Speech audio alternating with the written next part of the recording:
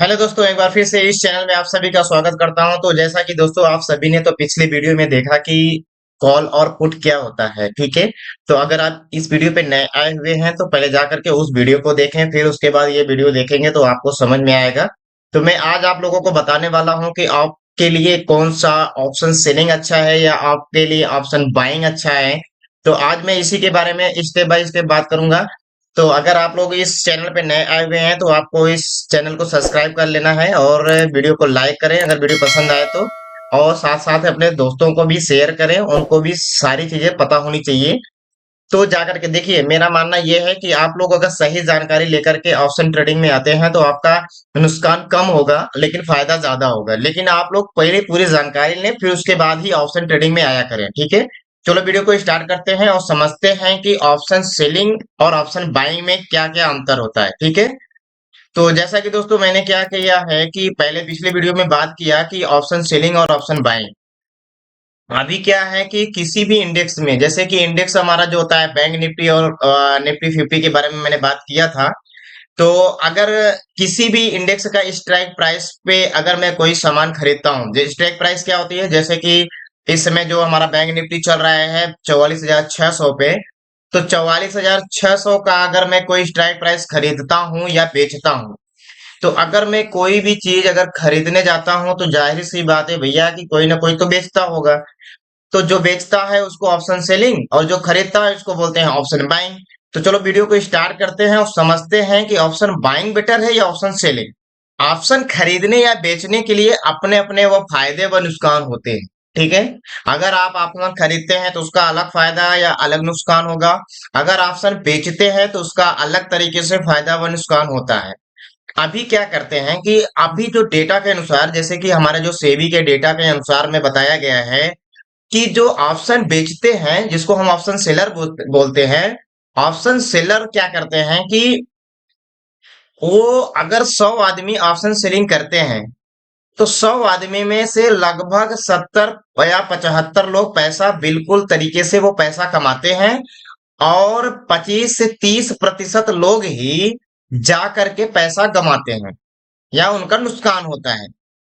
तो और option buying में क्या होता है कि ऑप्शन बाइंग में ये डाटा बिल्कुल कम है।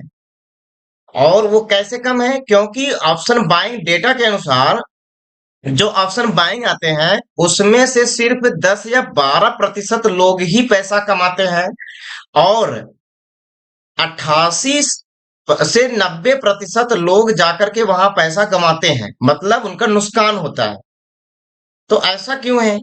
तो देखिए भैया, इसका मेन कारण जो है, मेरे हिसाब से मेन कारण इसका है पैसा। क्योंकि ऑप्शन जो सेल करता है उसमें पैसा लगता है ज्यादा, और जो ऑप्शन को खरीदता है उसमें पैसा कम लगता है, जिसके वजह से लोग ऑप्शन बाइंग की तरफ ज्यादा भागते हैं और ऑप्शन सेलिंग की तरफ कम भागते हैं। तो ये पहला कारण था। बाइंग और ऑप्शन सेलिंग में दूसरा अंतर क्या है? अगर आप कम समय में ज्यादा रिटर्न लेने की कोशिश में हैं या आपको कम समय में ज्यादा रिटर्न चाहिए, तो आपको ऑप्शन बाइंग करनी चाहिए। क्योंकि इसमें कम पैसे में लगा करके ही यहां पर 50%, 100% आपका रिटर्न मिल जाता है। 20%, 30% बैंक निफ्टी यूं दे देता है, ठीक है। आपको तुरंत रिटर्न मिल जाता है यहाँ पे। लेकिन ऑप्शन सेलिंग में उसमें क्या करते हैं कि उसमें पैसा ज्यादा लगा होता है और उनका रिटर्न जो होता है बहुत कम होता है और लंबे समय के बाद ही मिलता है। मेरा कहने का मतलब ये है कि ऑप्शन बाइंग में आपको कम समय में ज्यादा रिटर्न मिलता है और ऑप्शन सेलिंग में आपको पैसा ज्यादा लगेगा। आपका पैसा ज्यादा लगने वाला है, रिटर्न बहुत कम मिलता है। लेकिन ऑप्शन सेलिंग बहुत सुरक्षित मानी जाती है। और इसमें मेन हथियार क्या है ऑप्शन सेलिंग का? जैसे कि हमारा क्या है, मैं आप लोगों को बताने की कोशिश करूंगा, आप लोग समझना ध्यान से। अगर मेरा मार्केट ऐसे करके ऊपर की तरफ बड़ी तेजी से जा रहा है तो इसमें ऑप्शन बाइंग में बहुत अच्छा पैसा बनता है।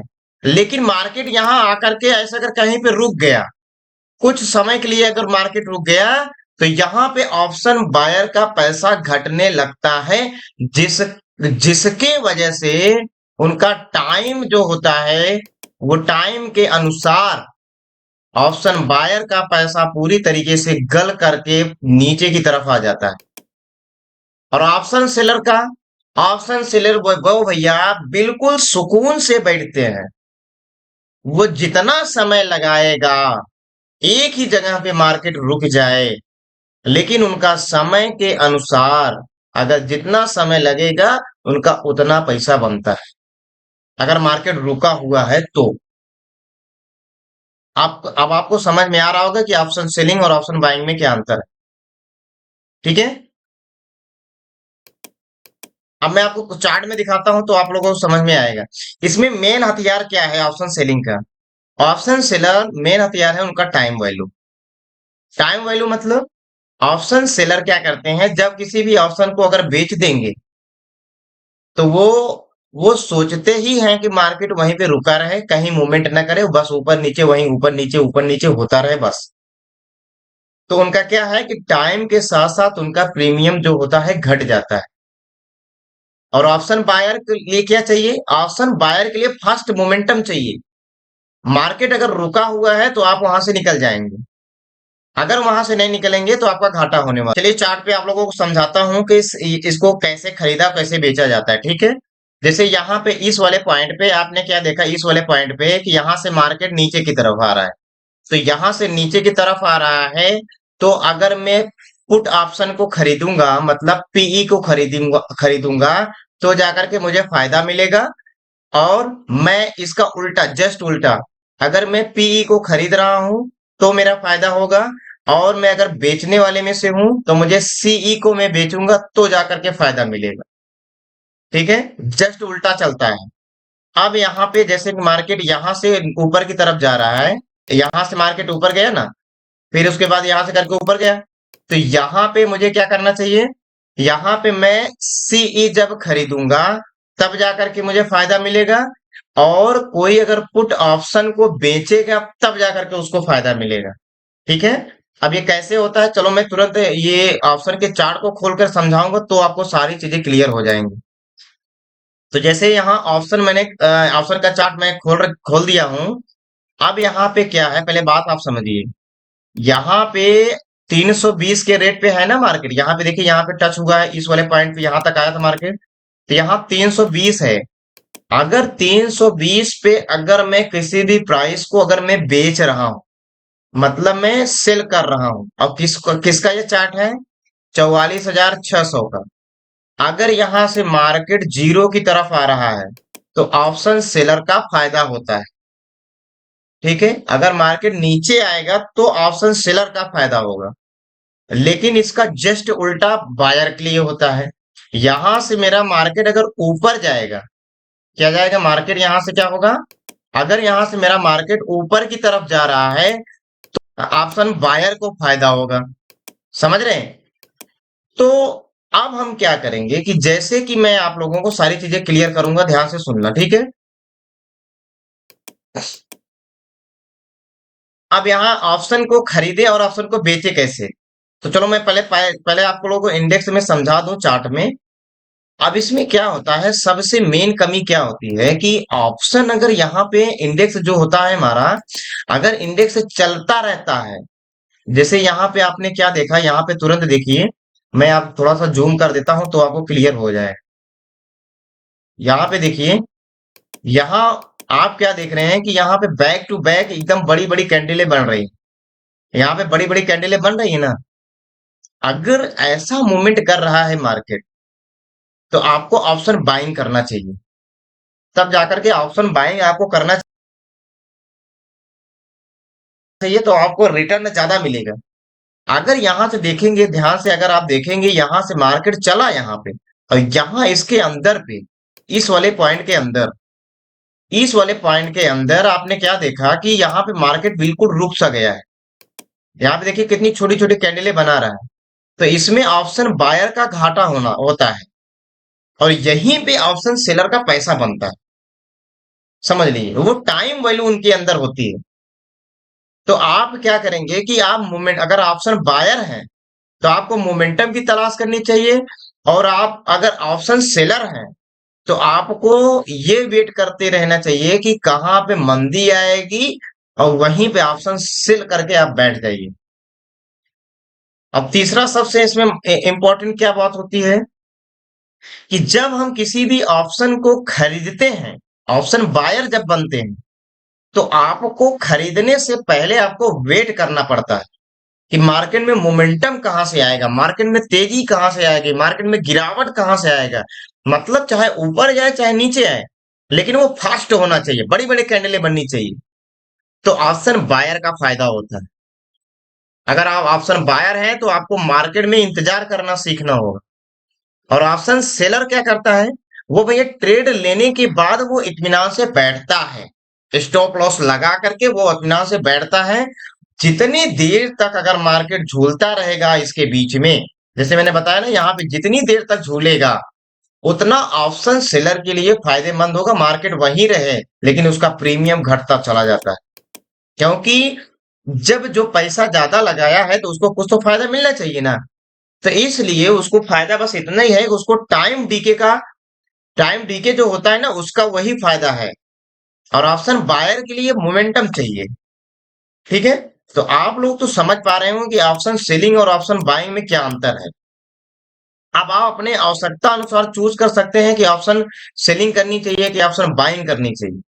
तो मैं इसको चार्ट पे थोड़ा समझाने की कोशिश करूंगा। चलो दिखाता हूं फटाफट। तो जैसे कि मैंने यहाँ पे लगा रखा है, एक तरफ इंडेक्स का चार्ट और एक तरफ लगा रखा है ऑप्शन का चार्ट। ऑप्शन बताया ना, बोगी होते हैं, इंजन क्या होता है, हमारे इंडेक्स होते हैं। तो यहाँ पे क्या देख रहा हूँ कि मार्केट अगर यहाँ से नीचे की तरफ आ रहा है, ये नीचे की तरफ आ रहा है, तो मैं बताया हूँ कि यहाँ पे पुट ऑप्शन को खरीदने में फायदा है। तो देखेंगे कि यहाँ पे देखिए, यहाँ पे वही वही मोमेंट, ये वही सिचुएशन यहाँ भी है। आप देखेंगे यहाँ पे ये कौन सा कितने बजे की कैंडल है, आप यहाँ 5 मिनट की कैंडलें होती हैं। तो यहाँ पे इस वाले हरी पे देखेंगे तो ये वाला, यहाँ से देखिए मार्केट ऊपर की तरफ जा रहा है ना। तो यहाँ से यहाँ तक कितना प्रॉफिट हुआ, देखिए कम समय में कितना जल्दी रिटर्न मिला कि 144 वाली चीजें यहाँ पे कितने में मिल गई, 320 तक चला गया, लगभग एक पैसा डबल हो गया है। अगर आप 1 लाख लगाते हैं या 10,000 लगाते हैं तो आपका 20,000 हो जाए। ठीक है, तो ये कम समय में ज्यादा रिटर्न मिल जाता है। और ऑप्शन सेलर में वो 1 लाख रुपए लगाते हैं तो उनको जाकर के 700-800 रुपए मिलता है एक शेयर पे। और आपको सिर्फ 2-3 हजार रुपए लगा करके 3,000 तुरंत मिल जाता है। यही कमी हो जाती है कि लोग ऑप्शन बाइंग में यही आ जाते हैं। वो ज्यादा पैसा लगा करके कम प्रॉफिट कमाते हैं और हम कम प्रॉफिट लगा करके ज्यादा पैसे कमाने के चक्कर में ही हम लोगों का नुकसान होता है। ऑप्शन बायर की बात कर रहा हूँ। ठीक है, क्योंकि मेरे पास भी इतना कैपिटल नहीं, मैं भी ऑप्शन बाइंग ही करता हूँ। तो मैं ऑप्शन बाइंग के बारे में आप लोगों को ज्यादा डिटेल में समझाऊंगा। तो यहाँ पे मैं बता रहा था कि ऑप्शन सेलिंग और ऑप्शन बाइंग में क्या अंतर होता है। तो ऑप्शन बायर का मतलब ये होता है कि आपको मोमेंटम का इंतजार करना पड़ेगा, और ऑप्शन सेलर का मतलब कि आपका मोमेंटम रुक जाए, मार्केट चाहे आराम से चलता रहे, उनका फायदा मिलता है, क्योंकि उनके साथ में उनका समय होता है जिसको हम थीटा वैल्यू बोलते हैं। थीटा क्या होता है, गामा क्या होता है, इसको हम बाद में देखेंगे, कॉम्प्लिकेटेड हो जाएगा, फिर आप लोगों को समझ में नहीं आएगा। धीरे धीरे मार्केट में आएंगे। मैं भी शुरू में था, मुझे कुछ नहीं पता था। लेकिन मैंने क्या दिया कि मैंने 1 साल समय, 2 साल समय सिर्फ सीखने पे फोकस किया, तब जाकर के आज मुझे सारी चीजों का नॉलेज हो गया है। आज मैं इतना हो गया हूँ कि आज मैं खुद से कुछ अर्न, कुछ न कुछ करके जा रहा हूँ। ठीक है, आप भी अगर ऑप्शन में आते हैं तो पहले आपको सीखने पे फोकस करें। मैं बताता हूं कि अगर आप लोग आप इसको अगर सीख गए ना दोस्त, तो आप लोग उतना पैसा कमा सकते हैं जितने की आपकी पुश्त में कोई कमाया नहीं होगा। लेकिन बस आपको इंतजार करना है, आपको सीखना है। आप अगर किसी नौकरी में जाते हैं तो वहां पे 15 साल दे देते हैं, फिर भी सोचिए कि वहां पे मिलने 1% चांस, 1% भी नहीं होता है। एक वैकेंसी निकलती है तो वहां पे लाखों फार्म भरे जाते हैं। यहाँ पे तो कम से कम 10% आशा है ना। तो आप लोग पहले सीख करके आएंगे तो 100% पैसा बने। ठीक है, तो अगली वीडियो में मैं मिलूंगा और आप लोगों को बताऊंगा कि इसको कब कब खरीदना चाहिए, कैसे खरीदना चाहिए, और ट्रेंड लाइन क्या होती है, सपोर्ट लाइन क्या होती है, किस बेसिस पे खरीदना चाहिए, कैंडल पे ये कैंडलें कैसी बनती हैं। तो हम धीरे धीरे टॉपिक पे बात करेंगे। तो आप अगर इस चैनल पे नए आए हुए हैं तो चैनल को सब्सक्राइब करके रख लीजिए, आपके लिए बहुत फायदेमंद होने वाला। ठीक है, चलो मिलते हैं नेक्स्ट वीडियो में, तब तक के लिए जय हिंद जय भारत।